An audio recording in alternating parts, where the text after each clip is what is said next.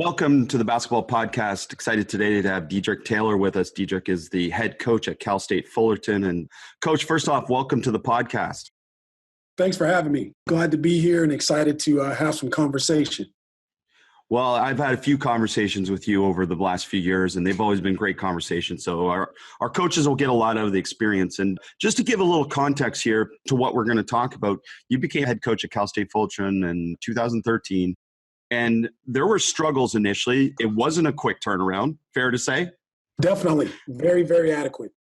And then you got the team. You went 11-9 wins in your first two seasons to 20 wins, a Big West tournament title, NCAA tournament berth in year 5. And trip to the NCAA tournament was the first time since 2007-08 and only the third time in program history, which again is remarkable. So, and really I say that to give context to this conversation topic, which is that everyone glorifies the quick turnaround as if it's normal.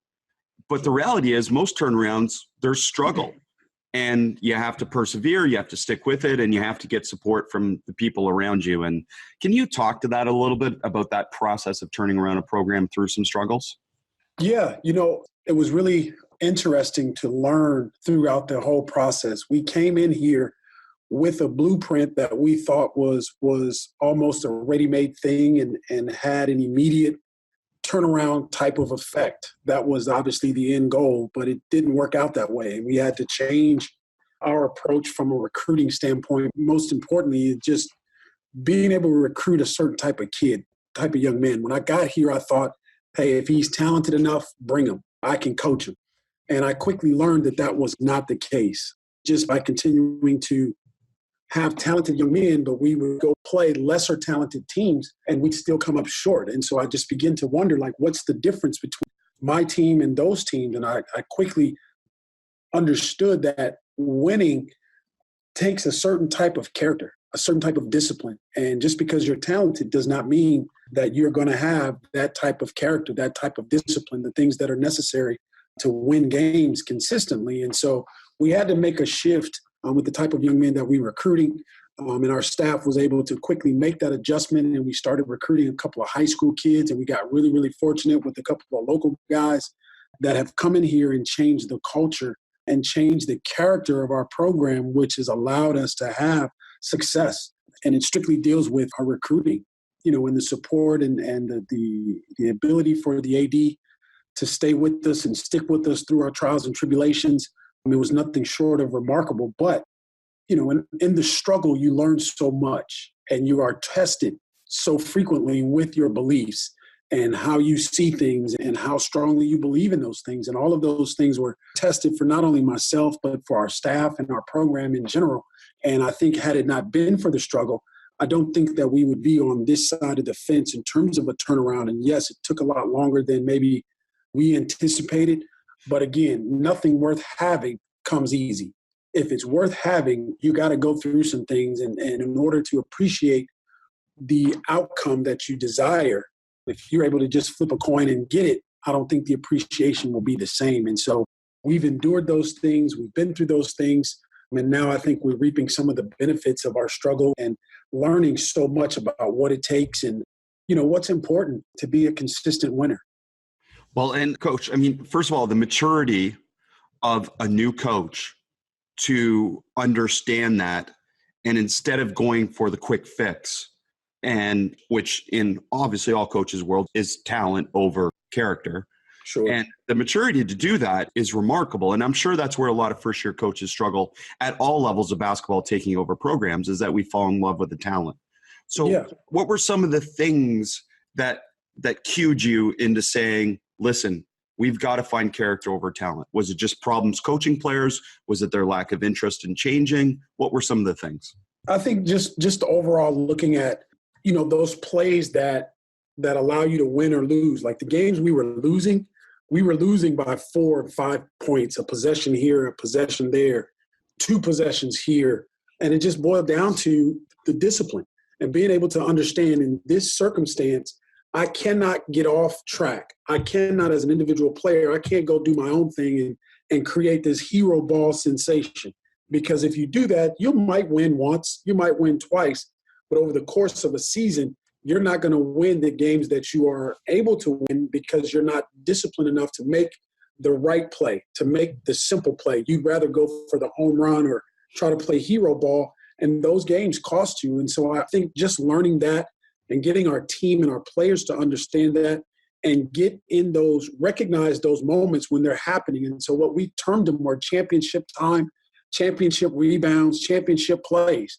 And when we started to recognize as a staff that, okay, here are those moments, let's make our players aware of it by coining it championship time.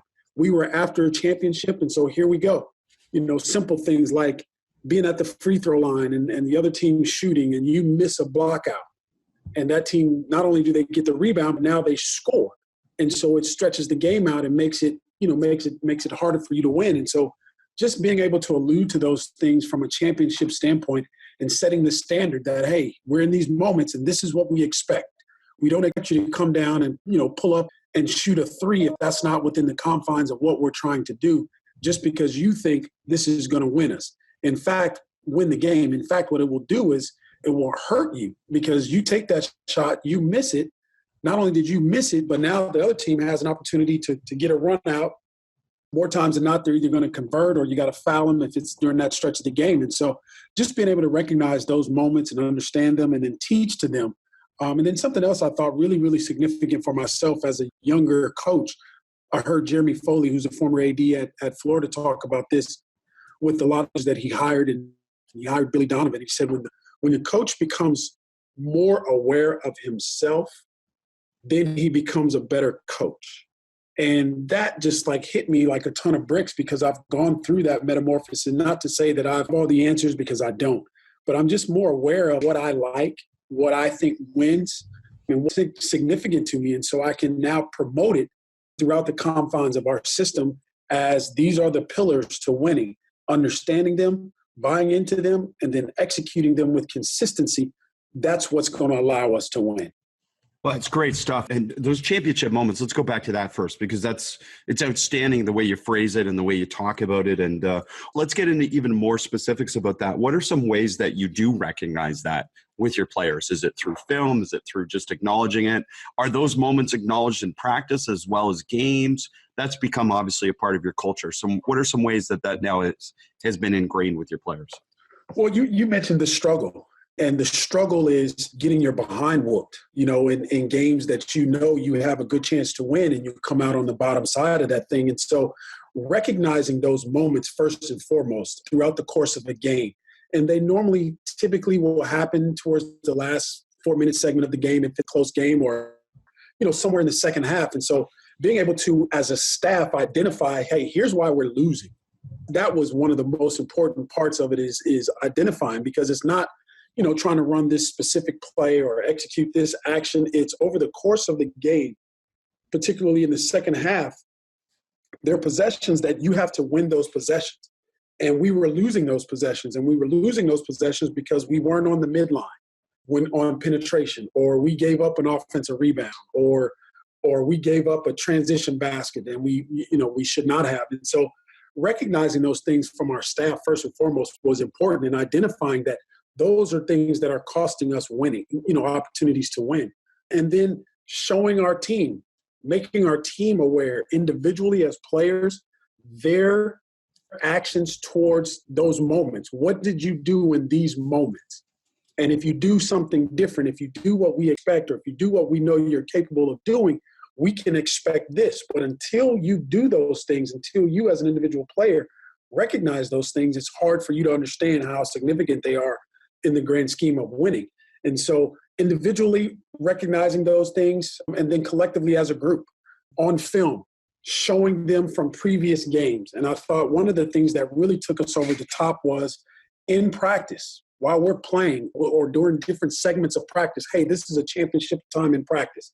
We have to have special attention and red alert in these particular areas, and being able to identify those things. And as you know, when you start to say them and you start to mimic them, your team starts to pick up those same concepts. And our team, our players began to understand them, and they began to call those things out before we would in the course of practice or during the game. When you huddle at the free throw line, they begin to say to each other, hey, championship play, we got to make a championship play. championship time. And so it became a theme amongst our group and our players. And so we could look at each other, whether it was staff to staff or player to staff or staff to player. Hey, championship time, let's go. Literally during timeouts in games, we would write on the board, championship time. And that was all we would say. And our guys knew automatically, it's a different part in the game and a different opportunity for us to start to close out, games. And so what happens is we take those moments, and we grow those moments. We grow from being alert for 2-3 possessions to 6 possessions to 8 possessions to now the last 4 minutes are championship times. The last 2 minutes of the first half, hey, it's championship time. And so being alert and being aware and then coining a phrase to be able to identify those times and then what has to happen during those times, I think is the thing that allowed us to move, in the direction that we're heading now. It's great stuff, and the players owning it. And then the other part that I want coaches to understand that you said, which is so important, is that you've connected it from practice to the game and back. So it's not this separate thing that just happens in the moments of the game. It happens in practice as well. And you work on it in practice, in acknowledging those moments as well. That's awesome. Coach, one of the other things I read is that you decided to focus on first-year player recruitment rather than transfers. And I'm guessing, based on what you've said already, that comes back to the character component. Is it because you could identify character a little bit better, or is it because you could shape character a little bit better, or both? I think both. I really think both. I think we've really, really become, with our previous staff, obviously we had to make a change and we had 2 guys move on to be head coaches. But I think with our staff, just identifying, okay, don't get seduced by the talent. Behind the talent, what else is there? Character. Character meaning, can we trust those guys to go to class when we're not around? Can we trust that they're going to do things the right way when nobody's looking, when nobody's there to hold them accountable? Are they going to be able to hold themselves accountable? And so, I think that shift from being seduced by talent the first year or maybe even the first 2 years to substance behind the talent, that's something that we focused on and walked in. If one of our staff came in and said, hey, we want to recruit this kid, they already knew. My first question was, what kind of kid is he? Who have you talked to define that? How do you know that? What have you done research-wise to come up with that conclusion? And so we started to have those kinds of conversations more than, hey, he can get in and out of a ball screen. Once we determined that they were talented, the shift became, what can we learn about these kids? Who can we talk to? Who can we identify to find out, what we're getting when those young men show up on campus? As coaches, we get all crazy about, how talented they are. And when they get here, we're going to do this and do that. And all from a talent perspective. But when they get here, we need to know, are they going to be able to handle their business in the dorms? When there's parties going on, are they going to know, hey, there's some stuff going on in here that I don't need to be a part of. They need to leave. And so being able to identify those things, and through the activity of that search for information, we discovered things and started to key in on things that became important to us, like, working in the weight room. That's a huge part of our culture now. When we first got to campus, our baseball program is probably one of the most storied programs in the country, being in the postseason 27 times. And so from their success, I went to the weight room coach and I said, hey, who's the hardest working team in our program? Who's the hardest working team? And immediately, it wasn't even close. He said, baseball. It's not even close. And so from that, I took, hey, we need to find out and figure out what baseball is doing in this weight room and their culture. What do they do? And they recruit to those things. And so we stole that from the baseball team. And now we kind of have a makeup, and we kind of call it Titan DNA. Does this kid possess Titan DNA? And amongst our staff, if you say that, they already know what that means. And so being able to identify those things, determine what they are, and then go out and seek them and attract them and now continue to cultivate them. I found that first-year guys, if they have it, you can continue to grow it and cultivate it versus transfers. And I'm not opposed to that, especially with the 2 new guys that I hired. They live and die on transfers. And so we've been having some heated conversations and some discussions about why transfers are so important now versus trying to get a high school kid and grow them. And so we're going to fight to do both and fight to be good at both. And just based on who we are and where we are, I feel like there's a plethora of players that are first-year guys that they fit the bill and they fit the make and mold, and we're still going to be able to attract those guys. But I think we will turn the page a little bit and maybe get more involved with transfers because they are proven. You know what you're going to get. You don't have to wait or try to grow it. You already know. And if they're willing to buy into the culture that we already have that exists, then I think we have a perfect opportunity to marry both of those two concepts together. Well, it's great because, again, you're at a different point in your program now as well in terms of the culture's in place, that players can pass it down from generation to generation. So transfers would be, in theory, better off now than when you first got in there, and that's a part of the conversation as well. But, yeah. Coach, I got to say, the part that I love how you said this, because I have a huge problem in coaching, in coach speak, when coaches generalize. When they say things like, oh, we got to recruit character. We need character. But then when I ask them, it's like they don't know how to define it. They actually need. And that's the part that I thought was outstanding that you said is like when you ask an assistant or you ask someone, how do you actually know? What are the conversations you've had? What are the details that you've picked up?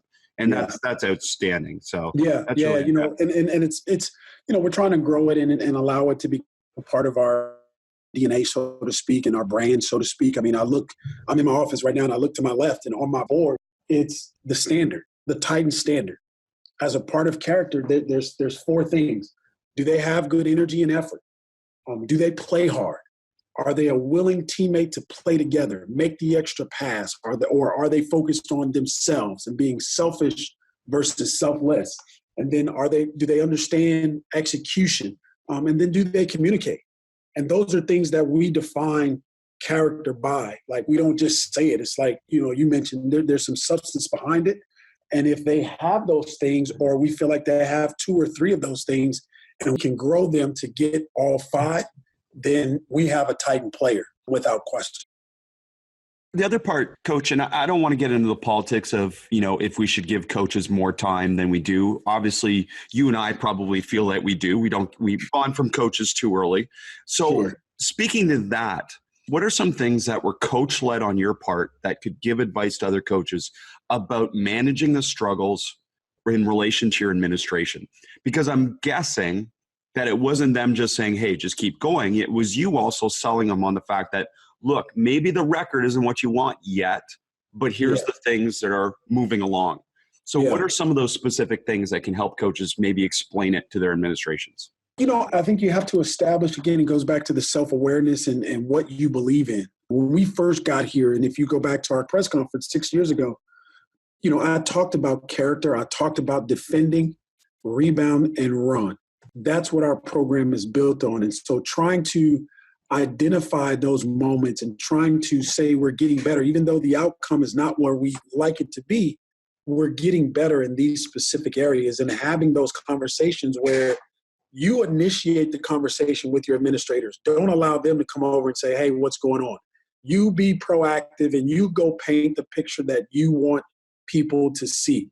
Don't give them the opportunity to paint their own picture because they don't have the brush. They don't understand what you're going through and how hard it is and how difficult it is dealing with some of the factors that they're not even aware of. You know, in terms of being able to go sit in a gym and watch hours upon hours upon hours of basketball and walk out of there and say, hey, I feel good about 5 guys for these 3 reasons. Now let's go figure out how we can go get 2 of them. They have no idea. All they see is the end product or the product that's out on the floor. So being able to continuously communicate what your vision is, what your desired effect and outcome is, I think is uber important to, first and foremost, tell yourself that as much and as often as you can. And then paint that picture with your administration as much and as often as you can. That same message with any of the stakeholders, whether they be on campus, whether they be boosters. They need to hear these things from you, and you've got to paint the picture as to why we're not quite there yet or why we are there and we're moving on to this. Perfect example is you know, we have some people that are invested in our program, and being able to let them know, hey, we just hired our 2 guys, here's who they are, before the rest of the public knew. They felt so good about that. They were so excited.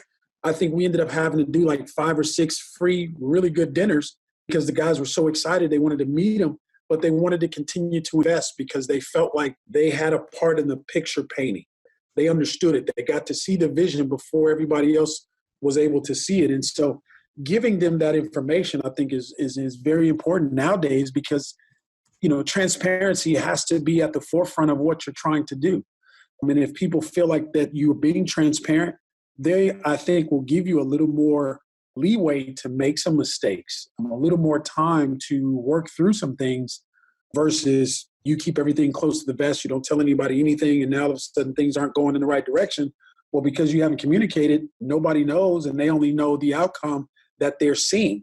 They don't even know the outcome that's desired. And so, I think that's a very important part of growing a program in a day and age where if you're not good yesterday, you're already too late.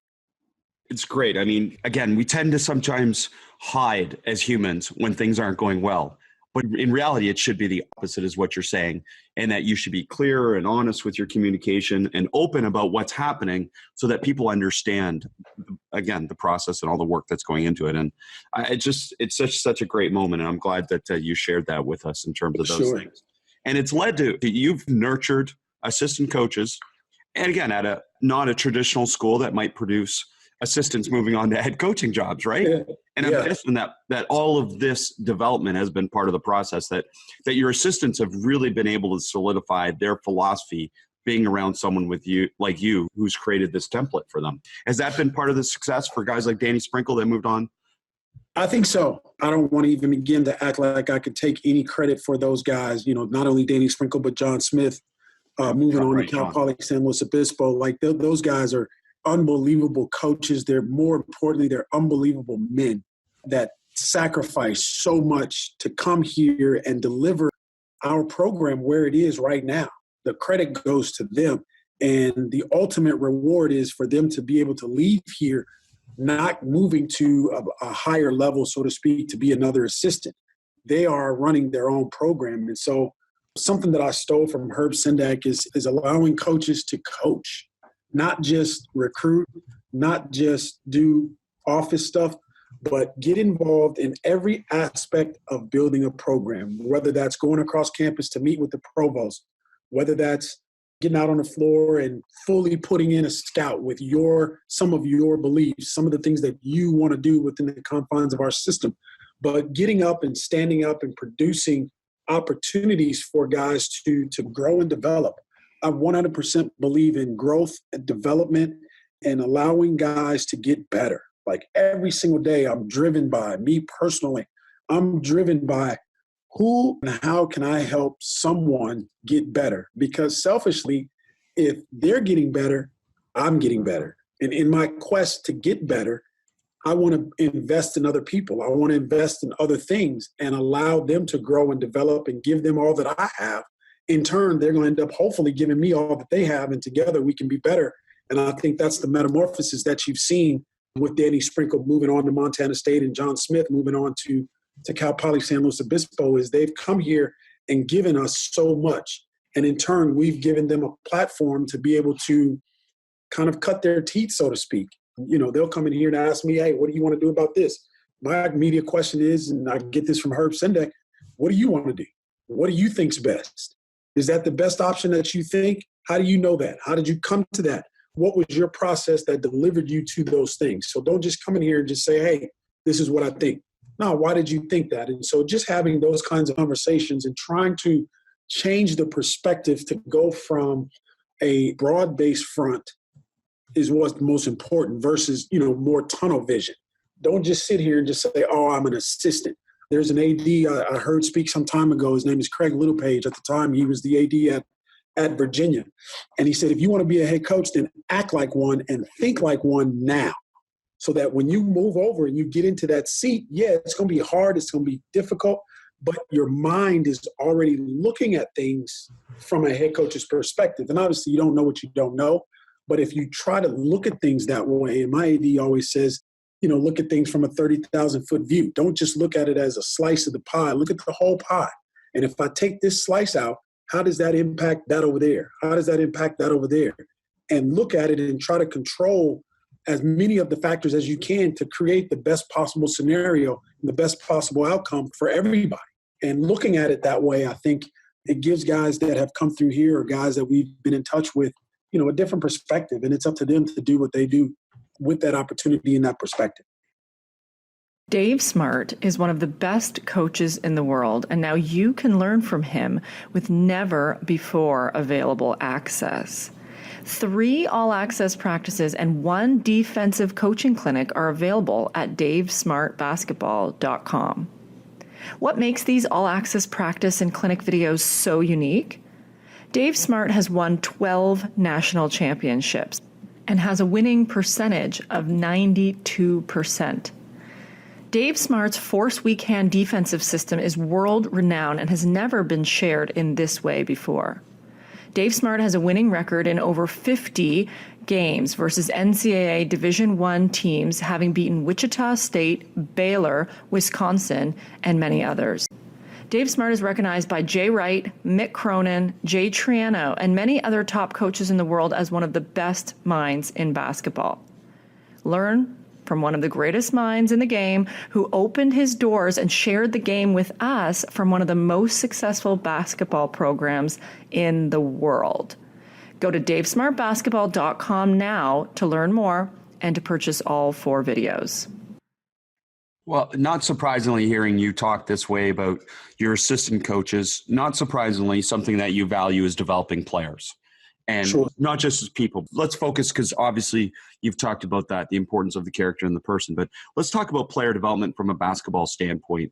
What are some of the things that you value and some of the things that you've found successful in terms of developing that? Because it's clear from just listening to you for this short time that that's important. Yeah, it's very important. I think really, before you try to develop something, you have to know what you have, what you're working with. So trying to spend time and identify strengths and weaknesses, and really, really getting guys to buy into that. Like, most guys don't want to acknowledge their weaknesses. And I try to explain to them, like, that's why we're a team. If you're a golfer and you're scared of your weaknesses, I get it.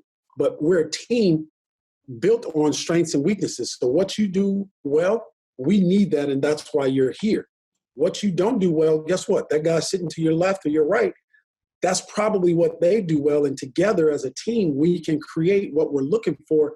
And so trying to get guys to understand that, this is what my strengths are, this is what my weaknesses are, and really play to those things. One of the guys that we just hired, Brandon Dunson, he shared this with me, and it stuck with me the last 2 weeks. He said that, the difference between a rookie and a veteran in the NBA. A rookie is going to try to show you everything that they cannot do, and they're going to try to show you that they can do it. A veteran is going to realize, this is what I do well, and I'm going to beat you with that. And so taking that analogy and getting freshmen to come in here who think, I'm all world, I can do this and I can do that. Hey, man, no, you can't. No, you can't. That's one of the hardest parts, is trying to get them to understand that you can't do everything and be good at it. Piece it together. This is what you do well. Let's work on that. And not only work on it on the floor standpoint, but mentally, visually, seeing these things and then seeing how they play into the overall program, the overall team, how much impact they have on the team is uber important. From a statistical standpoint, getting guys to understand, hey, when you catch and shoot, you shoot almost 40%. When you one dribble into a shot, you probably shoot about 17%, and that's okay. Where the issue becomes is if you keep dribbling in trying to shoot and you're shooting 17%, you're killing our team. Versus if you just catch you shoot 40% or higher. And so, having those conversations continuously, and then every single day, Chris, like every day, we spend time trying to work on those things. Our practice is so funny. The last year, we had a veteran group, and so it allowed us to practice this way. But we spent an hour and a half on the floor, and I guarantee you probably 35 to 40 minutes of that was skill development. We had a routine of 20 minutes, straight 20 minutes, just catch and shoot. 20 minutes, catch and shoot. Now, statistically, we weren't very successful in catch and shooting threes, so understand where I'm coming from. But we spent 20 minutes just catching and shooting. And then we spent, another 15 minutes a day or 10 minutes a day in ball screen reads. Where do I go when I'm in this position on the ball screen? If I have the ball, where do I go? If I don't have the ball, where do I go? The angles of a screen based on what the defense is doing to us. And so just trying to get guys to buy into those things, but then spend time doing those things and then go back and reflect, okay, on film, this is what we were trying to do. This is what it looked like. Let's grade ourselves. Let's talk about, did we do it? Did we do it consistently? Okay, now let's get better at it. And so literally not trying to do a whole bunch of things, but do some things really, really, really well.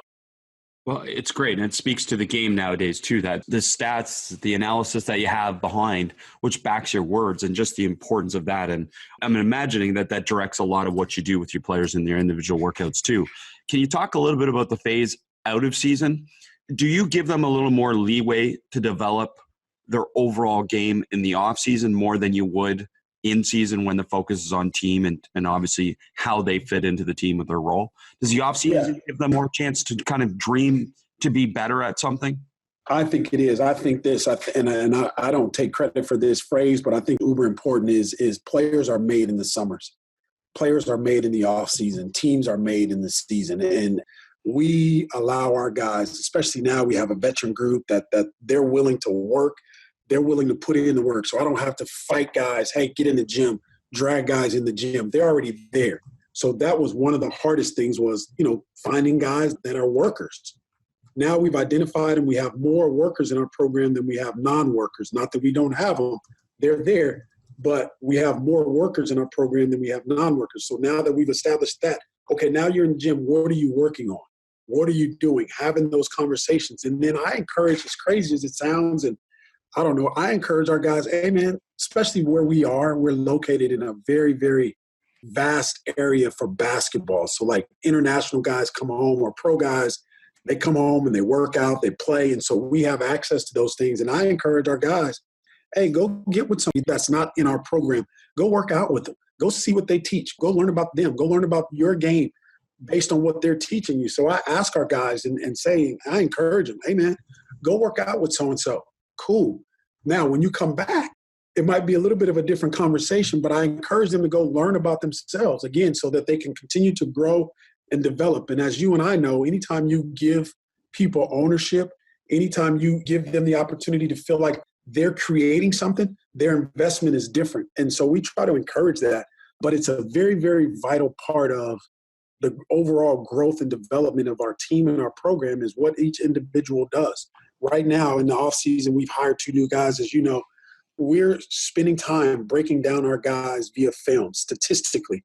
And we're going to put together a booklet when they come back for summer school, breaking down their strengths, their weaknesses, areas that they got to get better, and then how we're going to address those things. One of the big issues for our ball right now is we turn the ball over way too much. I mean, we've got 2 or 3 guys that handle the ball a lot. And they're averaging 2 turnovers a game, which is crazy. And so we need to address those things and how we're going to address it, over an 8-week course of time together, being on the floor. Those are the things that I think we dive into and really, really illuminate those things so the guys know when I walk on the court, this is what I'm working on. This is what I'm doing. We try to be as fundamentally sound as possible. And people always say that, again, as coaches speak, but what does that mean? For us, fundamentals mean how good are your feet? How consistent are your feet on every catch and shoot? Some things that we've stolen from you in terms of we don't necessarily allow a lot of times of our guys just being able to shoot the same shot over and over and over and over and over again, because throughout the course of a game, you don't get those things. So changing up some of the way that we train, I think has really played into our guys' ability to continue to grow and develop and get better. But literally, I think you're only as good as your individual. As good as your individual understands the game, as good as your individual understands their own game and willing to apply their strengths to the game helps everybody get better.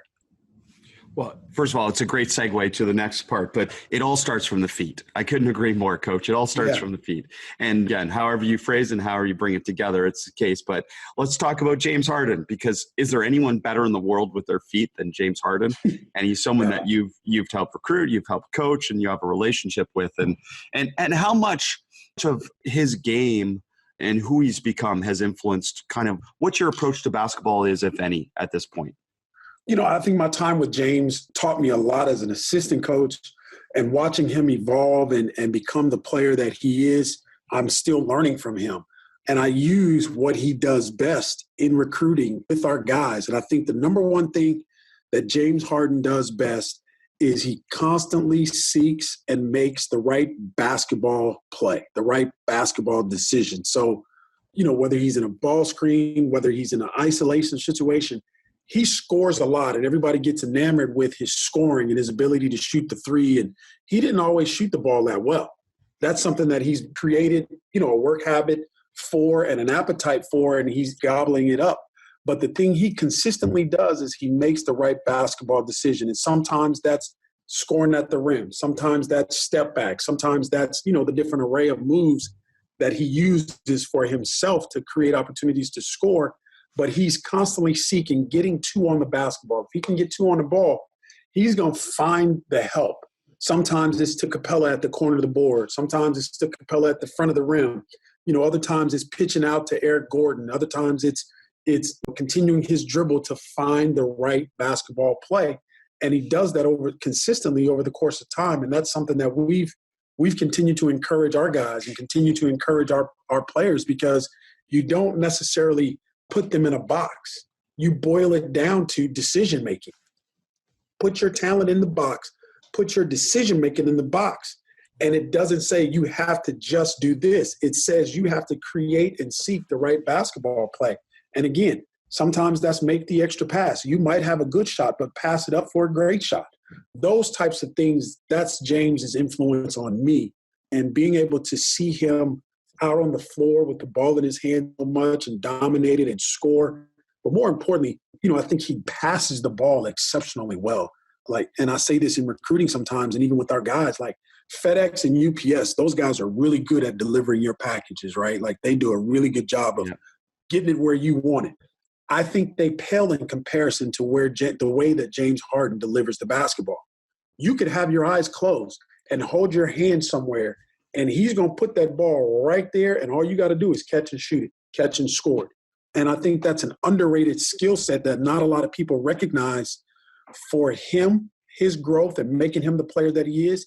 But at our level, to me, it's the biggest difference between winning and losing. If I pass a guy open or I pass a guy into an open shot, I get an assist, he gets 2 points. We got a good chance of winning if we can consistently repeat that process.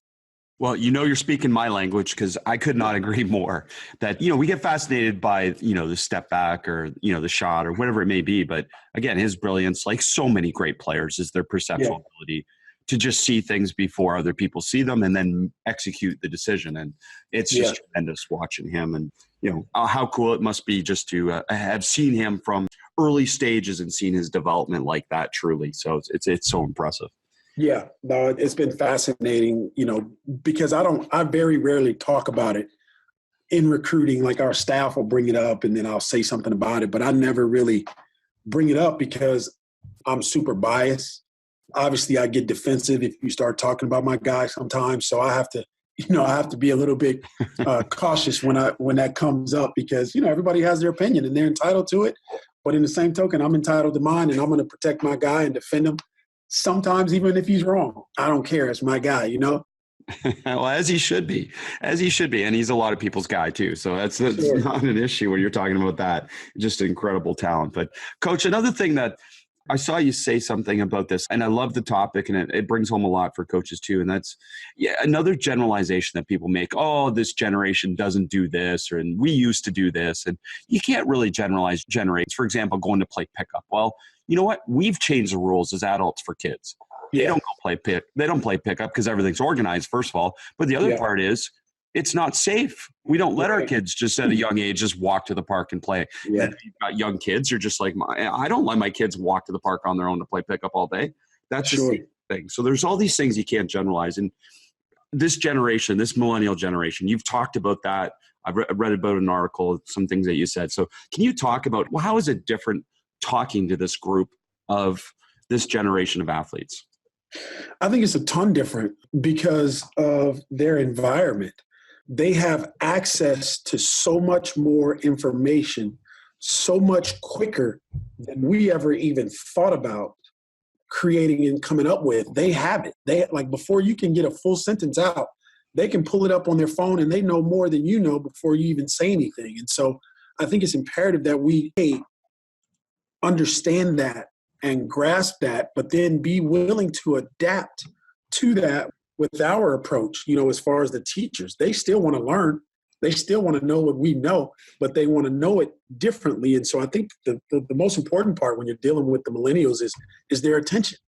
Realizing you have to captivate it and captivate it quick, and then you're not going to be able to keep it very, very long. So gone are the days, in my opinion, where you can sit in a film room with a team or a group of guys and get after it in film for an hour, for 2 hours. Some guys do that, but I guarantee you, if you ask those kids, they'll tell you, I can figure it out in 15, 20 minutes. Now, it might not be to the level that we want, but a little is better than none.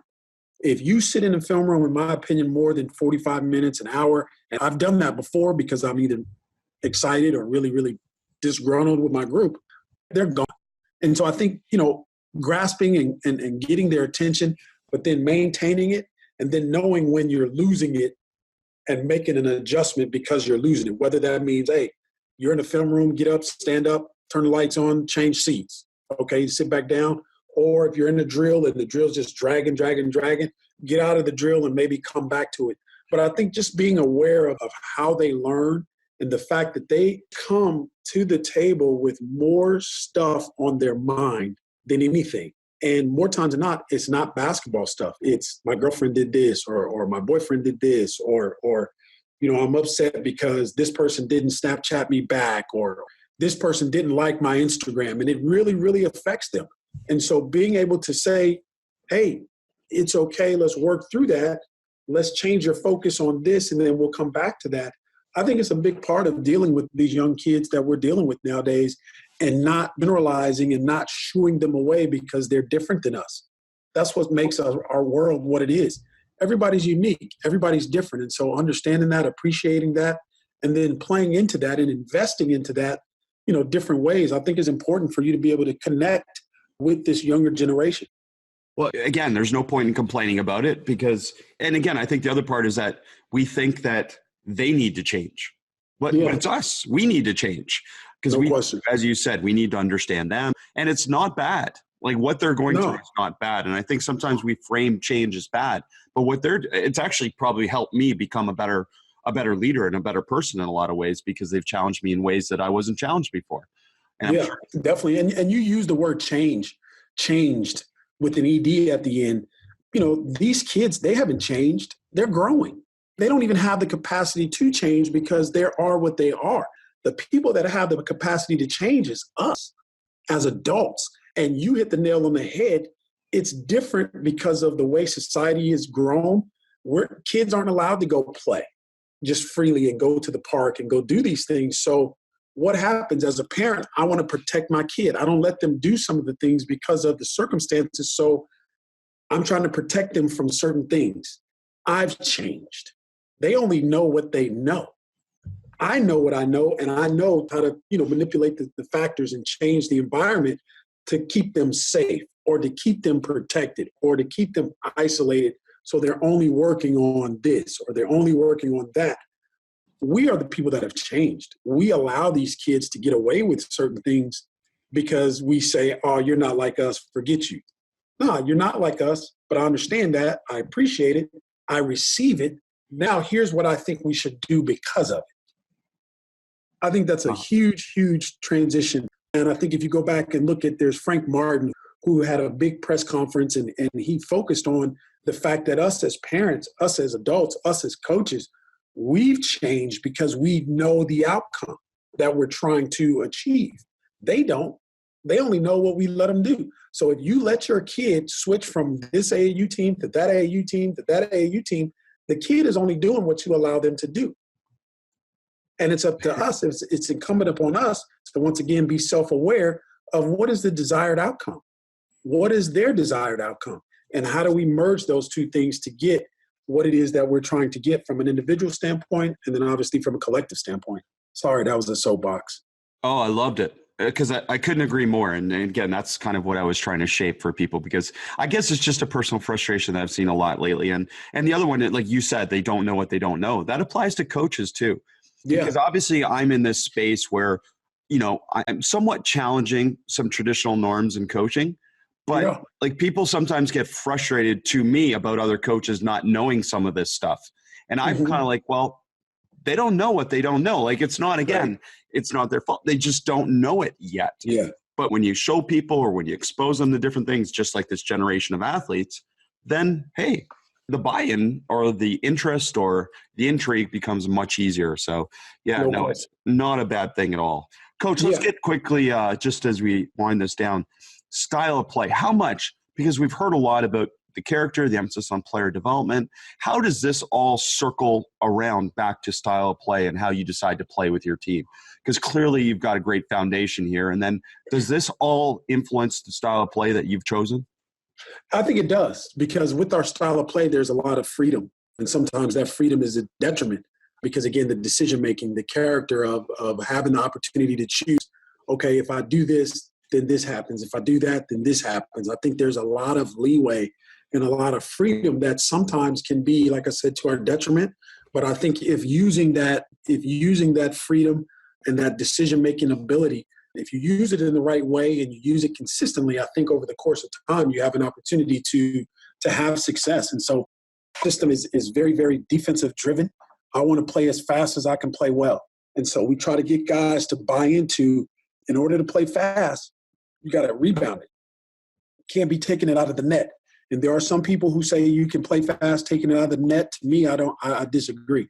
If you get scored on, I'm going to try to see if I can walk the ball up the floor to piss you off. Because all these guys want to say they want to play fast, they want to play fast, they want to play fast, but you have to play organized to play fast. And so we try to emphasize our defense, creating a lot of our offense, and try to play in transition a lot. We believe in spacing. And again, our system is a small adaptation of what the professional teams do, because all these guys come and they think they're going to play pro, or they think they are a pro. And so, okay, that's fine. This is what pros do. When they're shooting by themselves, they don't miss more than 8 of 10 shots. That's what a pro does. So if you want to be a pro, then that's what you have to do. And those shots are going to come from these spots right here within the confines of our offense. Our system is a replication of the NBA as far as middle ball screens, and trying to read where the help is coming from, if they're going to get to on the ball. But we really believe in spacing and ball movement and allowing the ball to try to find the open shot. And so, again, like I said, there's a lot of freedom in there, but I think also it's a little bit harder for a team to defend us because different guys are doing different things and making different decisions with different abilities. Some guys can catch and shoot. Some guys are really good getting downhill. Some guys are a good combination of both. And so trying to recruit to that and then allowing guys to understand, we're literally allowing you to come here and paint your own picture. If you're a catch and shoot guy, then there's room in our program, room in our spacing, room in our system that allows you to be highlighted as a catch and shoot guy. If you're a get downhill guy, there's room in our system that allows you to do that. If you're a post-up guy, because of the spacing, you should be able to have a lot of one-on-one opportunities. And if they double you, then okay, here we go once again with that decision-making piece. So that in a nutshell is our system. That's the way I believe in playing. There's some things I want to tweak, some things I'd like to incorporate and maybe do different, but we're not quite there yet. But it's all centered around 4-round-1, space the floor, let's get downhill and get 2 on the ball and then go play. Well, Coach, I know I've been fortunate. I've had a small speak into what you do. I had a chance to watch you guys practice. I've had a chance to talk to you.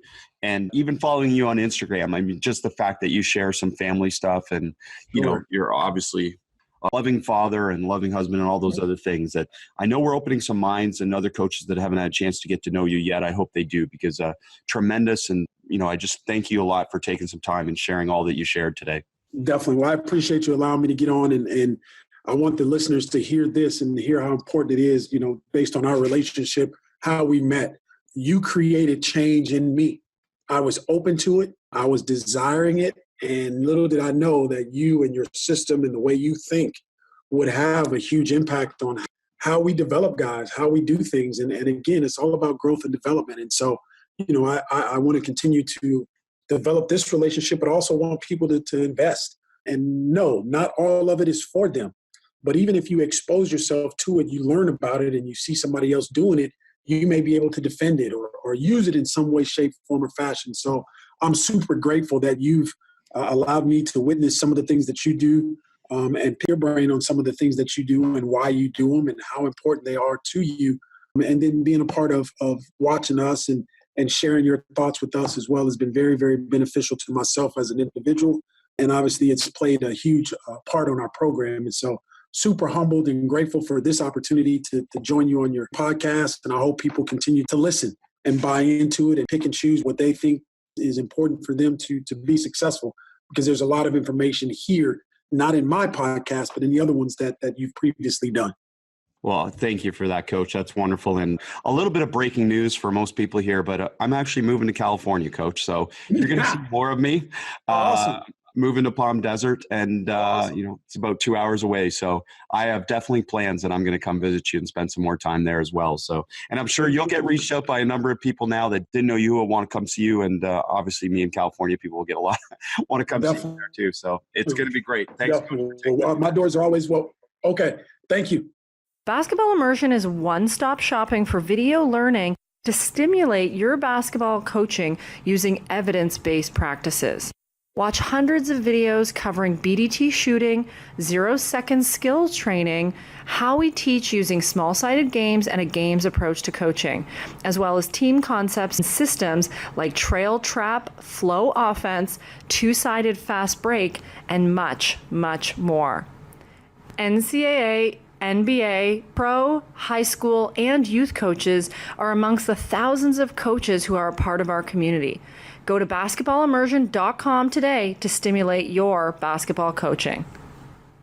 To find out more about Coach and all we spoke about today, please take a look at the show notes for today's episode.